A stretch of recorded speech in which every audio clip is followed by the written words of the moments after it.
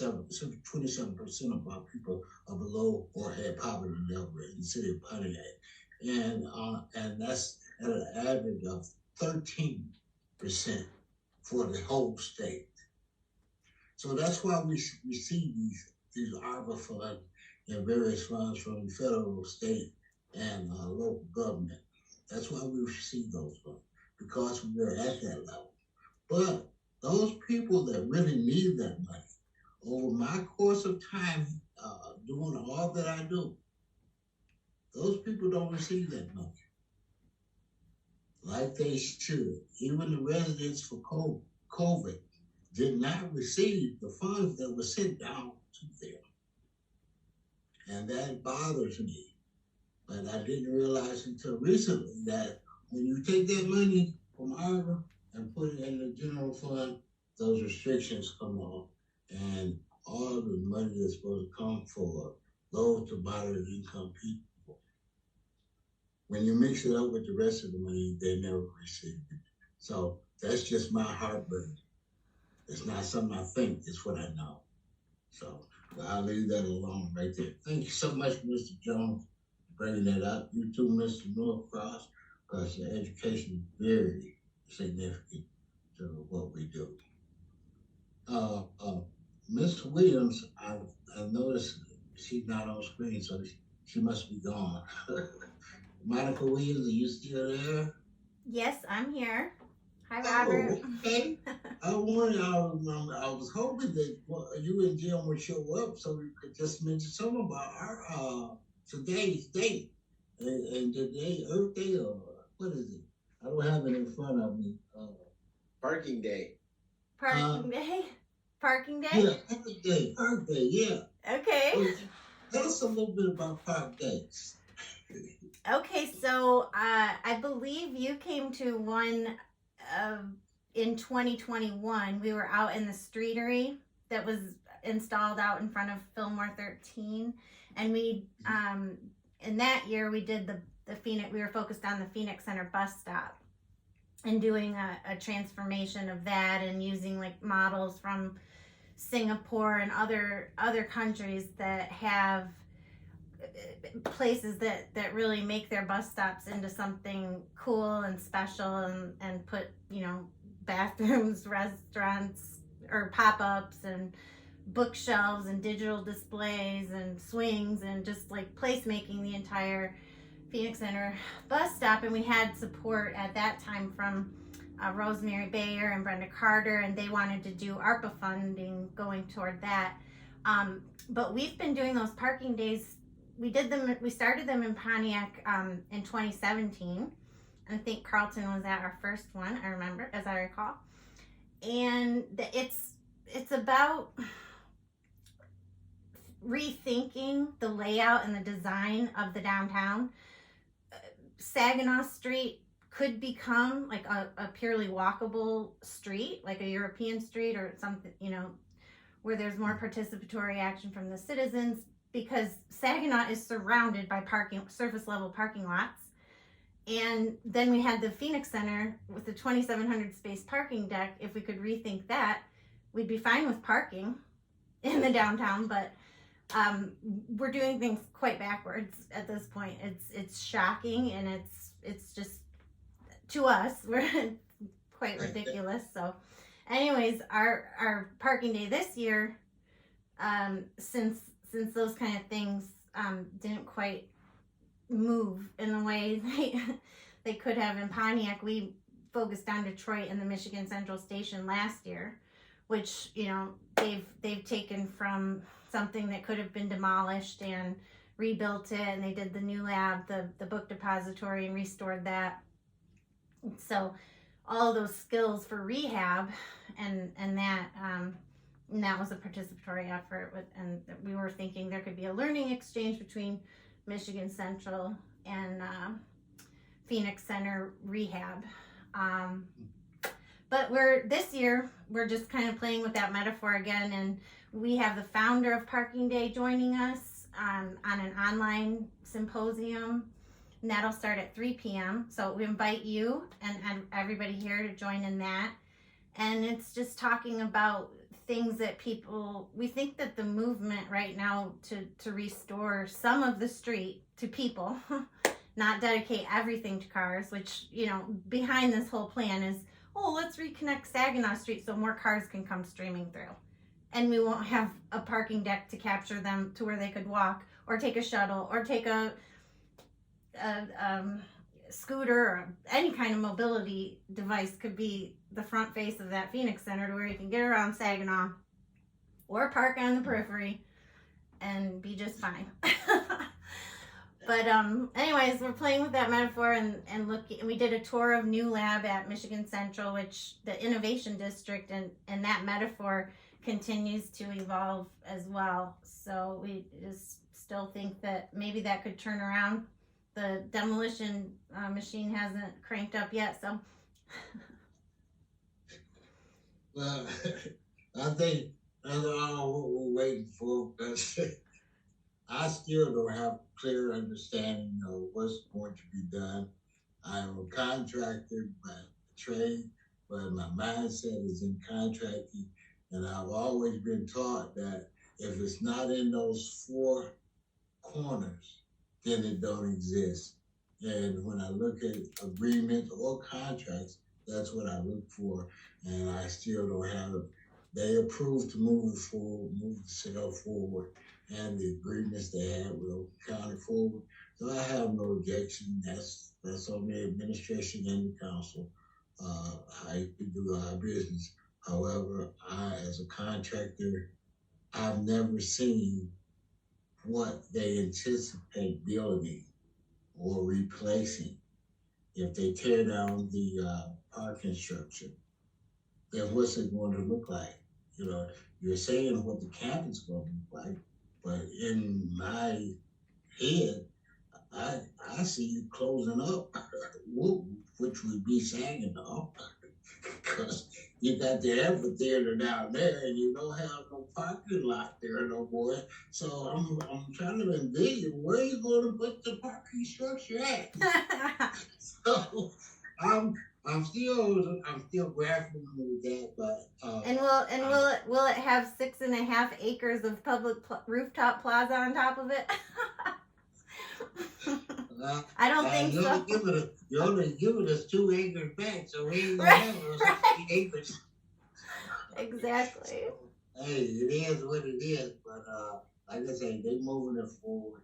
Hey, if that's what they believe, fine, but I cannot grasp it as a contract because I can't see it. I have not seen it. And I don't know by your explanation and what you're showing me as a small visual, it don't equate to logic.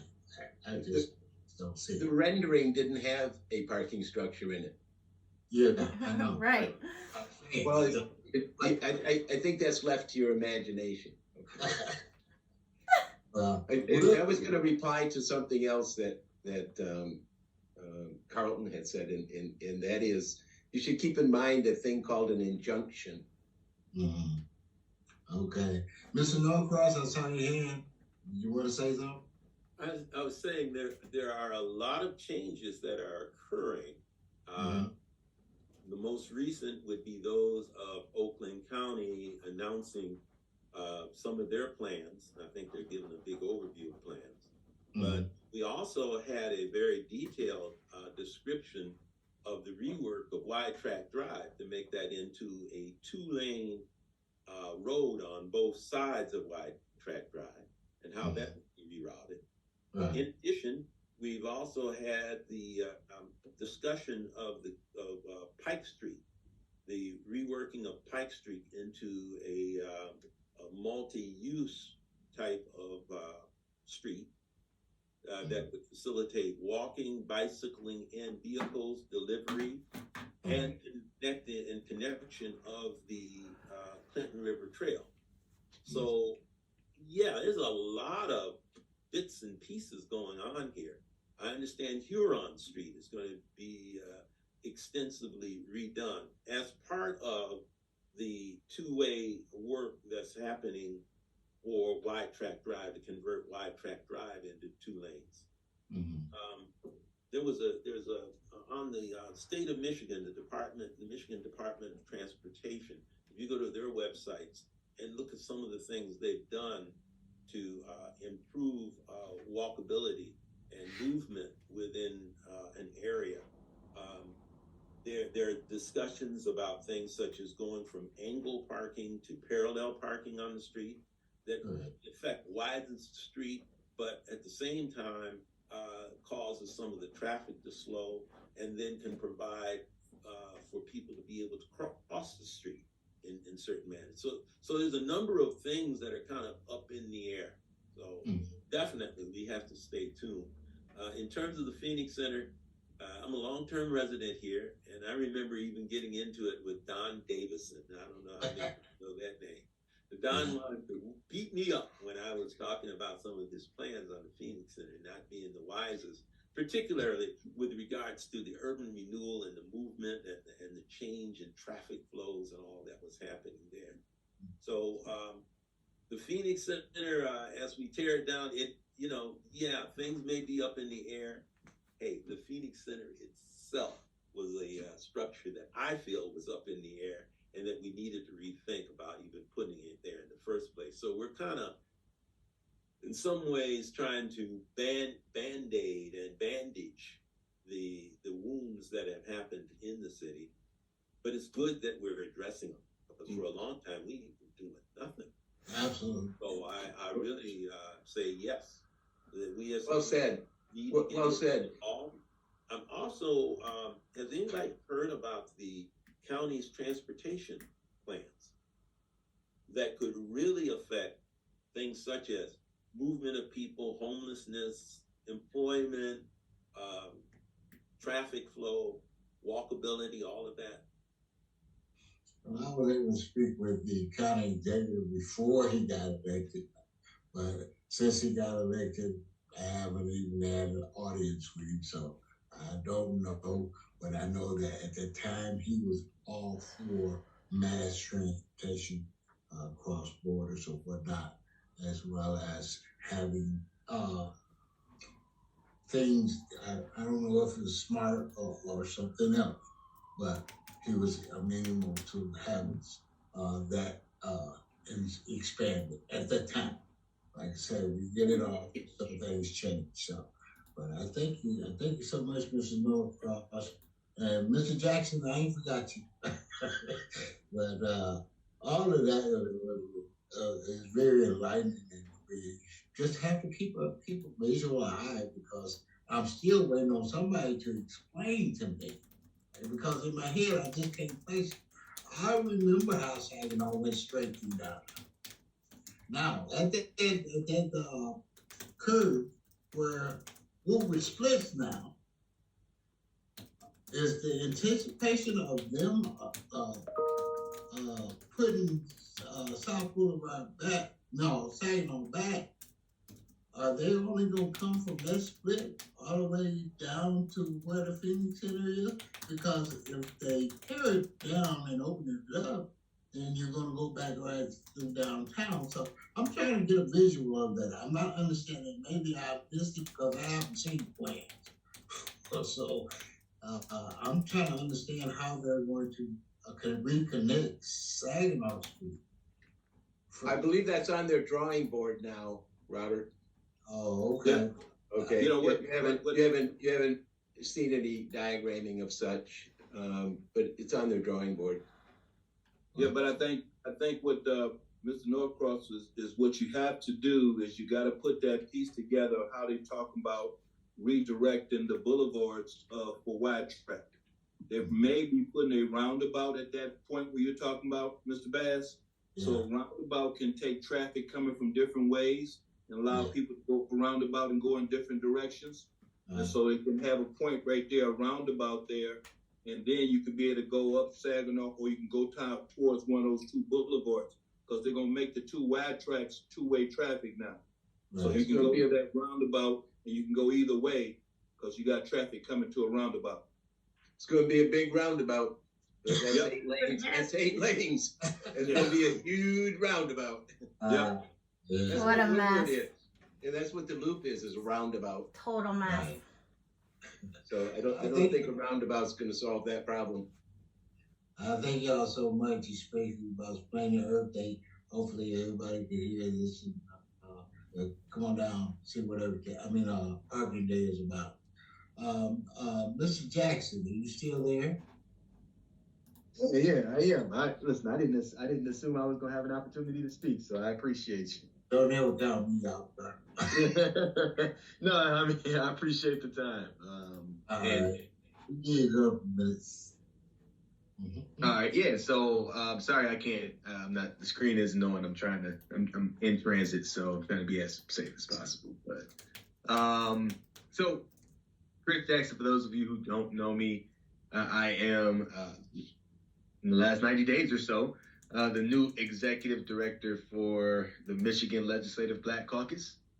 And so there are a group of legislators, not all of them Black, but certainly all of the Black legislators in Michigan that caucus together like other interest groups. And my role really is to drive legislative direction, of course, be the face on behalf of the Black Caucus.